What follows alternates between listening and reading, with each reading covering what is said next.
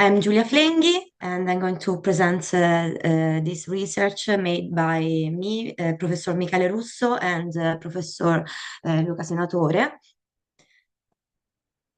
So, this research stems from a series of key questions that we sought to address. The first is if computers can interpret human text from the past in order to recreate images that align with our expectation. Then also what is the best translation of a human text operated by a computer in order to produce an outcome consistent with our expectation. And also, if a computer can today become an interpreter capable of shaping objects based on its own background of information and images. And in the end, how do system of information and language interact with the interpretation of a technical text, and how can such words can convey architectural forms in detail? To answer to these questions, this study aimed to explore how a neural network that is trained on a vast array of images from the web and refined with reference images can respond to the works of the first author, at least for architects, who defined the method of creating architecture through the use of words. And of course, I'm referring to Marcus Vitruvius Polio with his De Architectura. So Vitruvius moved to Rome from Fano, and between 29 and 23 BC, he wrote his Treatise di Architettura, in which he described the Roman architecture, detailing the methods, the techniques, and also providing a nomenclature that is still used today. And Vitruvius' writings though is lacking illustrations. So his work inspired several authors that were called trattatisti, as Vignola, Serlio, and Palladio. And these trattatisti were inspired by his words to enhance his work with images. And these authors made two major contributions. The first is to define the rules from creating good architecture, and the second pointing out that words alone cannot fully describe architectural form. But now, why Vitruvius did not need to describe the form in detail? Well, firstly, because the form followed construction procedures based on well-established design practices. But more importantly, to understand the form at Vitruvius' time, but also at the time of Trattatisti, one could simply step outside and observe the city, the buildings directly. Now we are going to the core of the research, and we'll explore the primary aims that are mostly four. The first is to explore if a neural network can operate as a trattatista, relying only on the repository of images available online. So in this way, two platforms, DALL-E and Midjourney, are employed in this study to act as trattatisti themselves, and starting from Vitruvius' words to generate codified architectural forms. The second is to reconstruct the logical process used by the trattatisti, who could observe the architecture directly, as we said, and to understand which real-world images need to be supplied to neural networks to generate coherent representations. Another goal is to understand how users influence neural processes through the images and tags that they provide on the web. And in the end, the fourth objective is to identify which language is the best for communicating with the computer.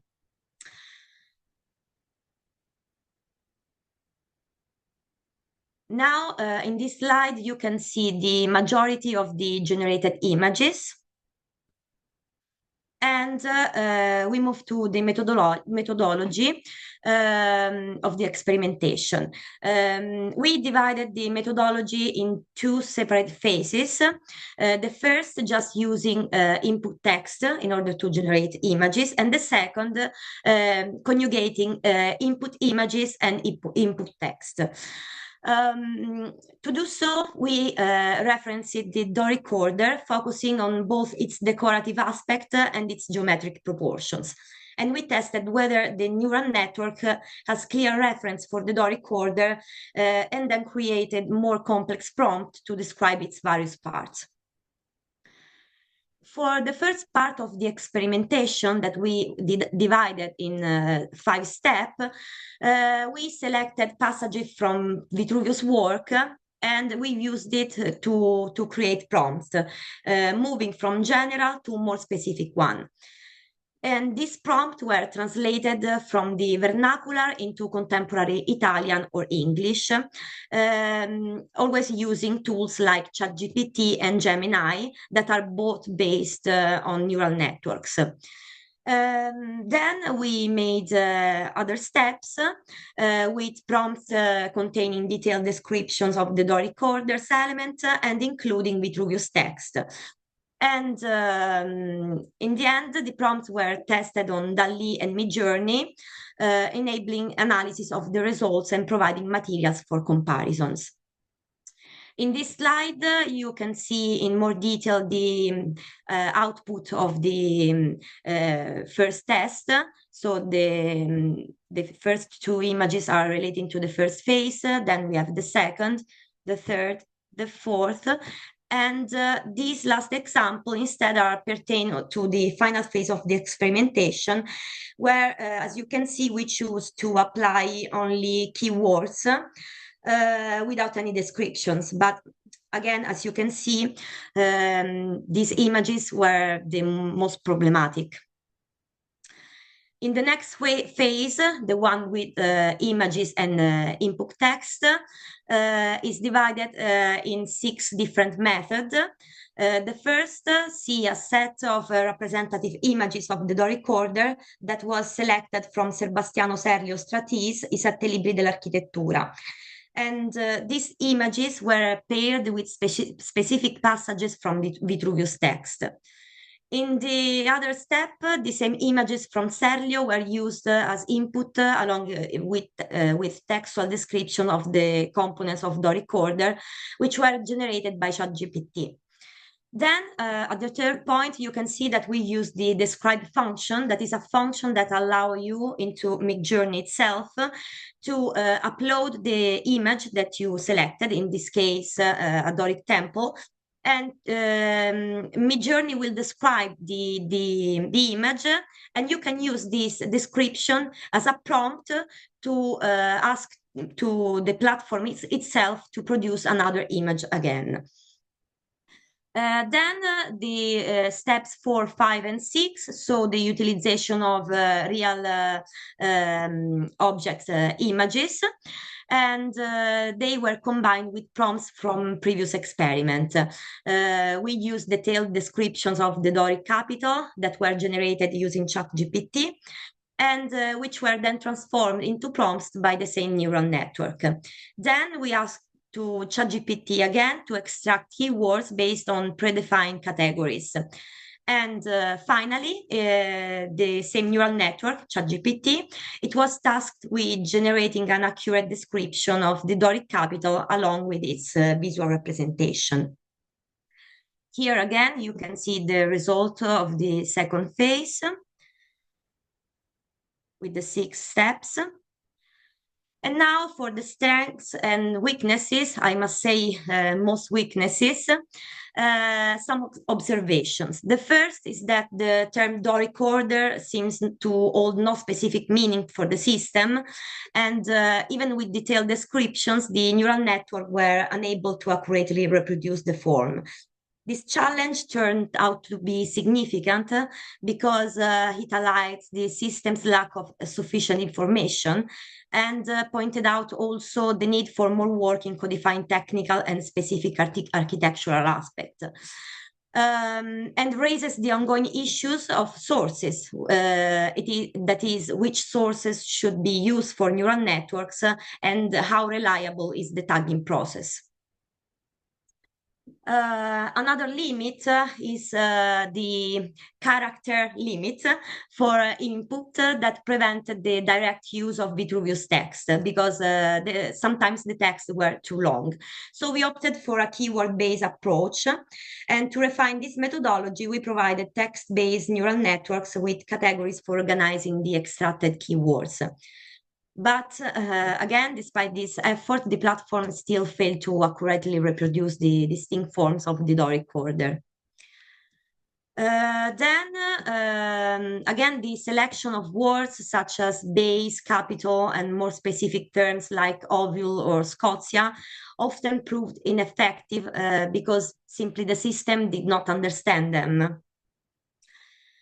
And another point is that with few exceptions, the representations mode appears to be perspective and often incidental.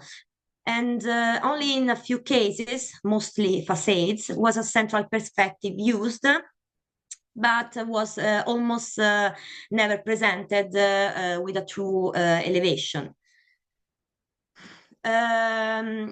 Another observation is that the system never represents a column unless it is depicted as a ruin in a rural and fantastical context, or in a form of an ancient drawings. But in any case, it does not seem to possess references to the traditional modes of representing an order. And it was also noted that when tasked with generating a specific element of the order, like a Doric capital, the platform often produced capitals with Ionic or Corinthian features.